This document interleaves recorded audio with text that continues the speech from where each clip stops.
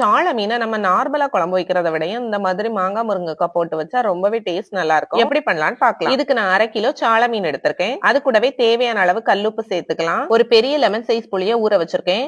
அந்த புளி கரைச்ச தண்ணியை இதுல சேர்த்துக்கலாம். அந்த மீன் மூழ்கிற அளவுக்கு புளி தண்ணி சேர்த்துக்கோங்க. சேர்த்துட்டு இது கூடவே கட் பண்ணி வச்சிருக்க ஒரு மாங்காவை சேர்த்துக்கலாம். 2 முருங்கைக்காவை கட் பண்ணி வச்சிருக்கேன், அதுவும் சேர்த்துக்கலாம். 2 மீடியம் சைஸ் தக்காளி, 2 பச்சை மிளகாய், இதெல்லாம் சேர்த்துட்டு இதுக்கு ஒரு மசாலா பேஸ்ட் அரைக்கணும். அதுக்கு ஒரு மிக்ஸி ஜார்ல 1 ஸ்பூன் சீரகம், 2 கைப்பிடி சின்ன வெங்காயம், 1 கப் துருவின தேங்காய் சேர்த்துக்கலாம். மணத்துக்காக 1 கொத்து கருவேப்பிலையும் சேர்த்துக்கலாம்.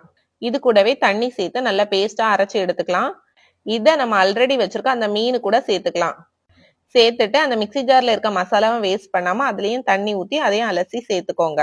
இது கூடவே 1/4 டீஸ்பூன் மஞ்சள் தூள், 1 ஸ்பூன் ஃபுல்லாவே தனியா தூள் போடணும், 3 ஸ்பூன் மிளகாய் தூள் போடணும். 3 ஸ்பூன் பெரிய ஸ்பூன்ல ஒரு மீடியம் சைஸா இருந்தா போதும். உங்களுக்கு காரம் கொஞ்சம் கம்மியா வேணும்னா மிளகாய் தூளை கொஞ்சம் குறைச்சிக்கலாம். இது கூடவே தண்ணி சேர்த்து கை வச்சு நல்லா கலக்கி விட்டுக்கணும். அப்பதான் மசாலா எல்லாமே நல்லா மிக்ஸ் ஆகும். குழம்பு என்ன கன்சிஸ்டன்சி வேணுமோ அந்த அளவுக்கு தண்ணி ஊத்திக்கலாம். உங்களுக்கு கொஞ்சம் திக்னஸா கூட்டு மாதிரி வேணும்னா தண்ணி கம்மியா ஊத்திக்கோங்க. இல்ல கொஞ்சம் ஊத்தி சாப்பிடுற மாதிரி குழம்பா வேணும்னா தண்ணி கொஞ்சம் ஜாஸ்தியாவே ஊத்திக்கலாம். ஊத்திட்டு இந்த டைம்ல உப்பு செக் பண்ணிக்கோங்க. உப்பு கம்மியா இருந்துச்சுன்னா இந்த டைம்ல உப்பு சேர்த்துக்கலாம். நான் கொஞ்சம் குழம்பு மாதிரி கன்சிஸ்டன்சில தான் வைக்கிறேன். இந்த மாதிரி அழகா கலக்கி ஒரு மூடி போட்டு ஹை ஃபிளேம்ல ஒரு 5 மினிட்ஸ் நல்லா கொதிக்க விட்டுறலாம். அப்ப மீன் குழம்பு நல்லா நொர பொங்கி வரும். அந்த ஸ்டேஜ்ல லைட்டா மூடி ஓபன் பண்ணி அந்த சுத்தி இருக்க நுரையெல்லாம் எடுத்து விட்டுறலாம். குழம்பு பொங்க மட்டும் விட்டுறக்கூடாது. வெளியே வந்துச்சுன்னா அந்த மசாலா எல்லாமே வேஸ்டா போயிடும். அதுக்கப்புறம் மீடியம் ஃபிளேம்ல மூடிய லைட்டா ஓபன் பண்ணி வச்சு ஒரு 20 மினிட்ஸ் நல்லா கொதிக்க விடலாம். கொதிக்க விட்ட உடனே அந்த தக்காளி பச்சை மிளகாய் எல்லாமே நல்லா வெந்துடும். பச்சை மிளகாய் நல்லா கலர் சேஞ்ச் ஆயிரும். அந்த ஸ்டேஜ்ல நல்லா வெந்துட்டுன்னு அர்த்தம். அந்த டைம்ல ஒரு கொத்து கருவேப்பிலை போட்டு இறக்கிடலாம். இதே மாதிரி நீங்களும் ட்ரை பண்ணி பாருங்க. அண்ட் நம்ம சேனலை சப்ஸ்கிரைப் பண்ணிக்கோங்க. தேங்க்யூ.